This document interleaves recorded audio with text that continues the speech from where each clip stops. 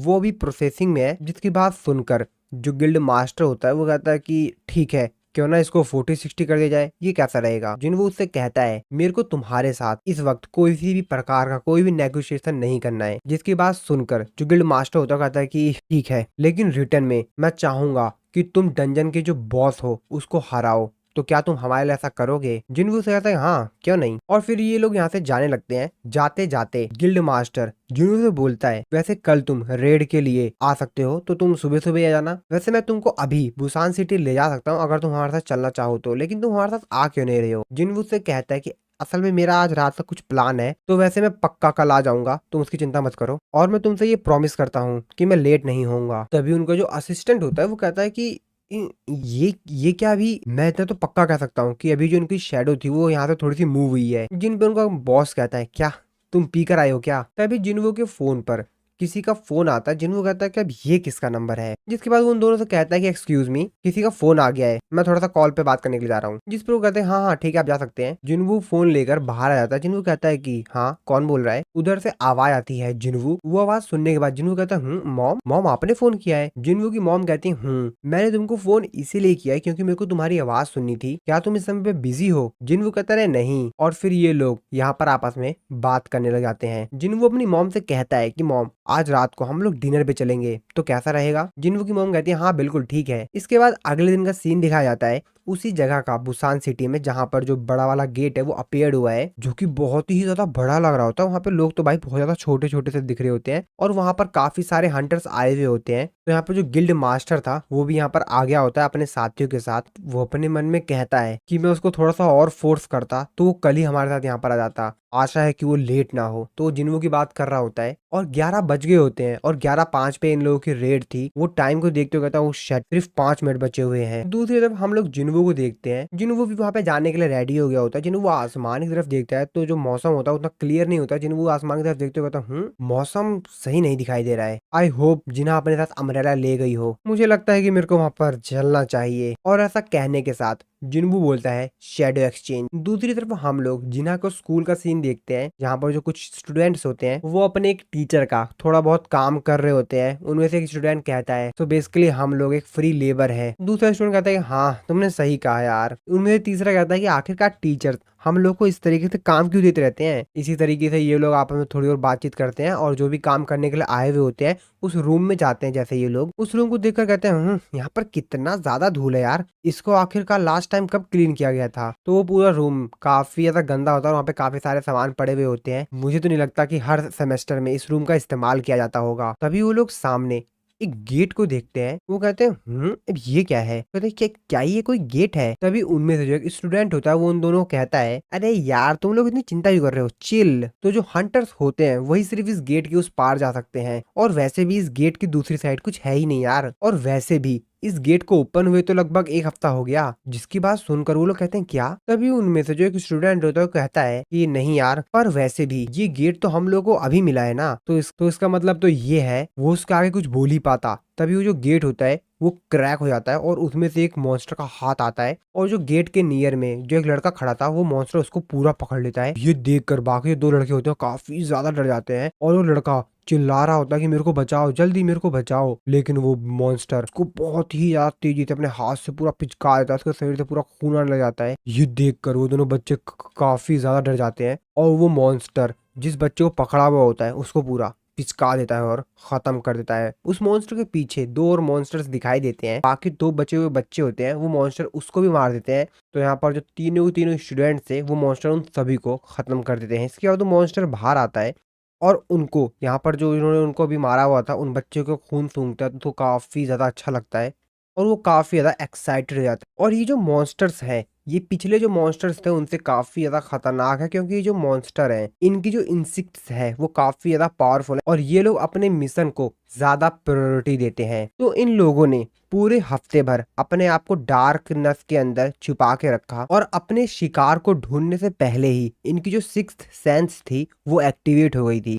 इसके बाद वो मॉन्स्टर बोलता है कि ये जो पूरी जगह है यहाँ पर काफी सारे शिकार है। तो एक्चुअल में यहाँ पे जो स्टूडेंट्स होते हैं और बाकी लोग जो स्कूल के अंदर होते हैं उनकी बात कर रहा होता है कि यहाँ पर काफी सारे शिकार हैं चारों तरफ। हमसे ऊपर एक लेवल है और उससे भी ऊपर एक लेवल है। तो एक्चुअली में जैसे कि ये मॉन्स्टर्स हैं तो ये स्कूल के जिस फ्लोर पे है उससे ऊपर भी एक फ्लोर है और उससे ऊपर भी एक फ्लोर है, तो उसी को ये लोग लेवल अप कह रहे हैं। जिसके बाद वो मॉन्स्टर बोलता है कि ये जो जगह है बहुत ही ज्यादा कॉम्प्लेक्स है, जैसे कि कैसल होता है। जिसके बाद वो मॉन्स्टर जो उसके पीछे दूसरा मॉन्स्टर होता है उससे बोलता है कि पहले हंटिंग मैं स्टार्ट करूंगा, तुम जाओ और बाकी लोगों को ले आओ। और उस रूम का शीशा तोड़कर बाहर आता है और कहता है कि असली हंट तो अभी स्टार्ट होगा, पहले मैं इस कैसल के सभी इंसानों को खत्म तो कर दूं और अपनी पोजीशन को सिक्योर कर लूं। तो सबसे पहले मैं इस एरिया को क्लियर करता हूं। उसके सामने काफी सारे स्टूडेंट्स होते हैं जिनको कि इस चीज के बारे में कुछ मालूम ही नहीं होता है। वो लोग तो अपना एंजॉय कर रहे होते हैं, लेकिन तभी वो मॉन्स्टर इन लोगों की तरफ आता है और ये लोग उसको देख लेते हैं, जिसको देखकर ये लोग भी काफी ज्यादा हैरान होते हैं। और तभी वो जो मॉन्स्टर होता है वहां पर जो एक स्टूडेंट का ग्रुप होता है उसके ऊपर अटैक कर देता है। दूसरी तरफ हम लोग उसी गेट को देखते हैं जहां पर जिन्वू को जाना था, जो कि बहुत बड़ा गेट ओपन हुआ था। तो जिन्वू भी उस जगह पर पहुंच जाता है। उसको देखने का जिन्वू कहता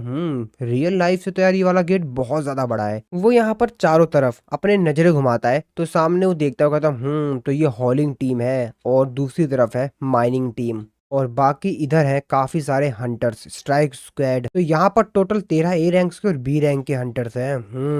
अच्छा, तो इन लोगों के पास वैसे काफी सारे ए रैंक के हंटर्स हैं। एक ऐसा गिल्ड जिसके पास सबसे ज्यादा ए रैंक के हंटर्स हैं। जिन्हों ये सब कुछ सोच ही रहा होता है तभी पीछे से जिन्हों एक आवाज आती है। जिन्हों पीछे देखता है तभी उनमें से जो एक हंटर होता है वो जिन्वू की तरफ देखते हुए कहता है, मिस्टर जिन्वू आप काफी ज्यादा अमेजिंग है। जीजू आइलैंड के दौरान आपने कितनी अच्छी तरीके से फाइट की। सभी हंटर्स भी जिन्वू को वहां पर देखकर काफी ज्यादा हैरान होते हैं और काफी ज्यादा खुश होते हैं। वो लोग पूछ रहे होते हैं कि आखिरकार आपने उन डार्क सोल्जर्स को किस तरीके से समन किया। नहीं नहीं नहीं, वेट वेट वेट वेट, क्या हमको उनको समन बीस्ट कहना सही रहेगा? तो क्या आज आप हमको लीड कर रहे हैं? तभी वहां पर एक और हंटर आती है और वो उन लोगों से बोलती है, अरे रुको रुको रुको, क्या कर रहे हो तुम लोग? मिस्टर जिन्वू को इस तरीके से परेशान मत करो। जिसके बाद वो जिन्वू को अपना इंट्रोडक्शन देती है और वो बताती है अपना नाम वगैरह और उसको ये भी बताती है कि वो नाइट गिल्ड का जो इलाइट स्ट्राइक स्क्वाड है उसकी मेन हीलर है। और वो जिन्होंने कहती है कि जैसा कि आप लीडर हैं और मैं मेन हीलर हूँ तो क्यों ना हम दोनों ही अकेले चलते हैं और सभी को खत्म करते हैं। तो क्या आप भी ऐसे सोचते हैं? जिन्हों कहता है क्या। जिसके बाद जिन्हों नाइट गिल्ड का जो मास्टर होता है उससे बोलता है कि तुमने क्या अभी तक इसको बताया नहीं है? जिसपे वो बोलता है, अरे नहीं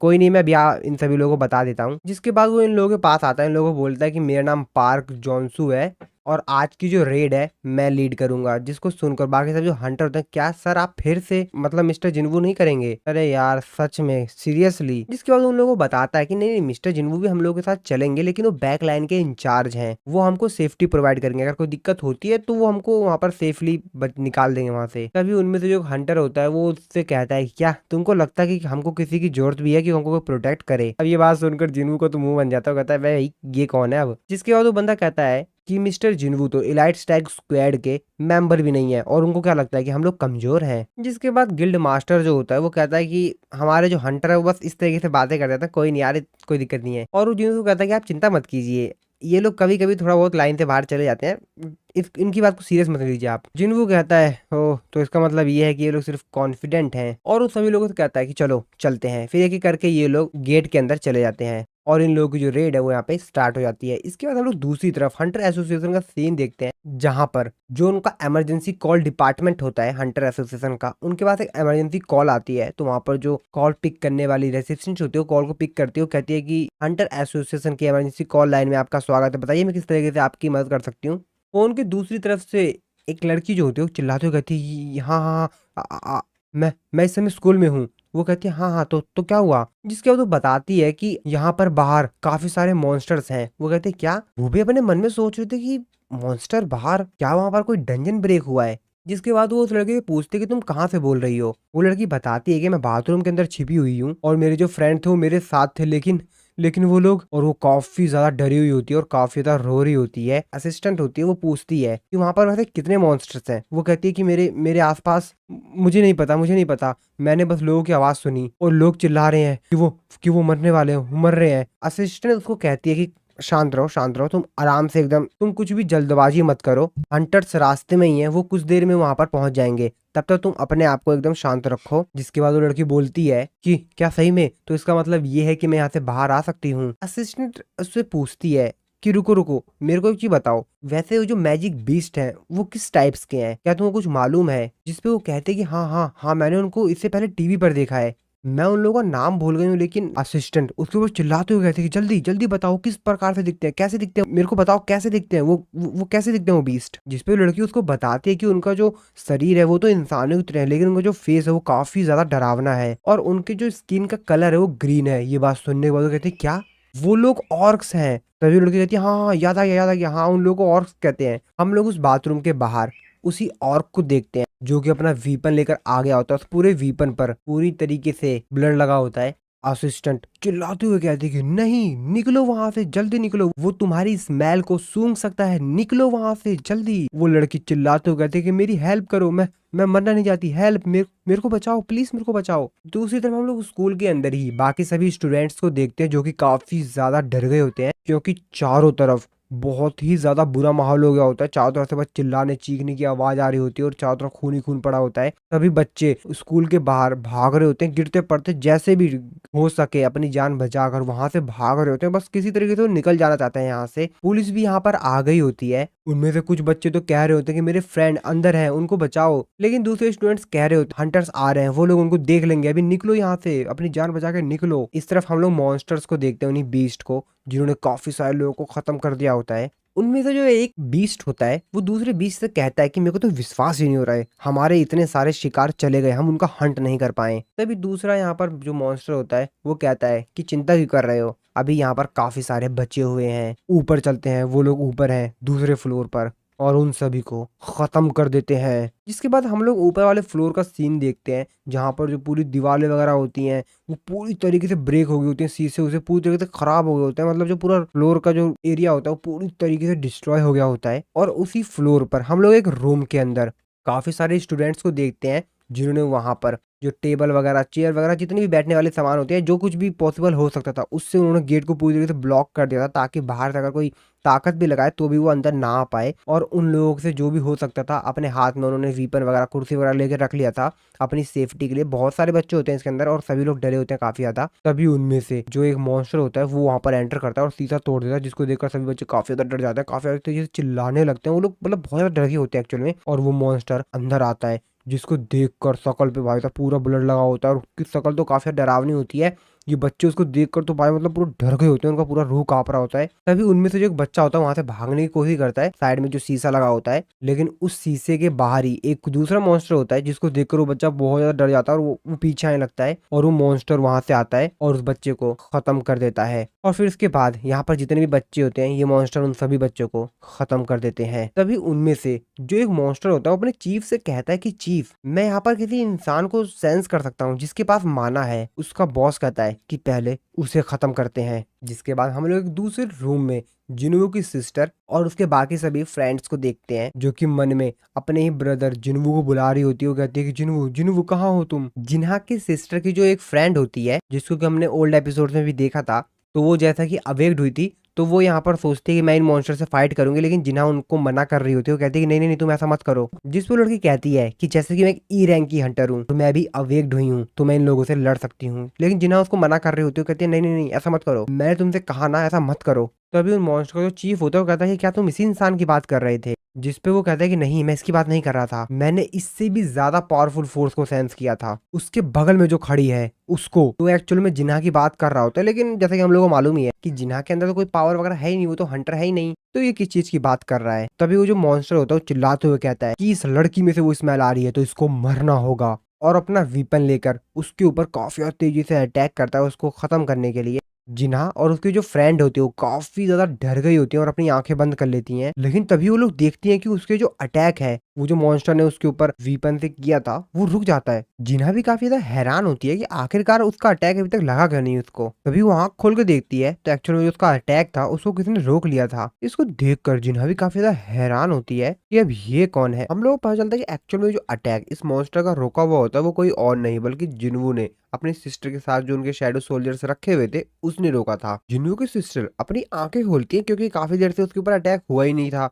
अब वो सोचती है कि अटैक क्यों नहीं हो, और जब वो आंखें खोल के देखती है तो देखती है कि एक बहुत बड़ा शैडो सोल्जर उसने उस मॉन्स्टर को पकड़ रखा है, और वो मॉन्स्टर काफी ज्यादा तेजी से चिल्ला रहा है क्योंकि उसने अपनी पूरी ताकत ही लगा दी है उसको पकड़ने के लिए, और इस वजह से उसको बहुत ही ज्यादा दर्द हो रहा था। जिन्हों की सिस्टर और बाकी सभी जो स्टूडेंट होते हैं ये सब कुछ सीन देख के काफी ज्यादा डर जाते हैं। जिन्हों की सिस्टर अपने मन में सोच रही होती है कि जिन्वू क्या ये जिन्वू है। उसके बाद जिन्वू को जो शैडो सोल्जर टस्क होता है वो काफी ज्यादा तेजी से उस मॉन्स्टर को एक पंच हिट करता है, जिसकी वजह से वो स्कूल की छत तोड़कर ही वहां से उड़ के चला जाता है बाहर। इसके बाद वहां पे खड़ा है जो दूसरा मॉन्स्टर होता है, उसकी तो भाई हालत खराब हो जाती है क्योंकि वो बेचारा काफी ज्यादा डर गया था कि भाई अभी तो हम लोग यहाँ पर ताकतवर थे, अब ये कौन आ गया, और इसीलिए वो खुद भी कंफ्यूज होता है कि आखिरकार ये है कौन। उसके बाद हम लोग जिन्हों के तीनों जो शैडो सोल्जर्स होते हैं उनको देखते हैं भाई, जो कि यहाँ पर उसकी सिस्टर के आगे खड़े हो जाते हैं, यानी कि अब इन मॉन्स्टर्स को उसकी सिस्टर को मारने के लिए पहले इन तीनों शैडो सोल्जर से फाइट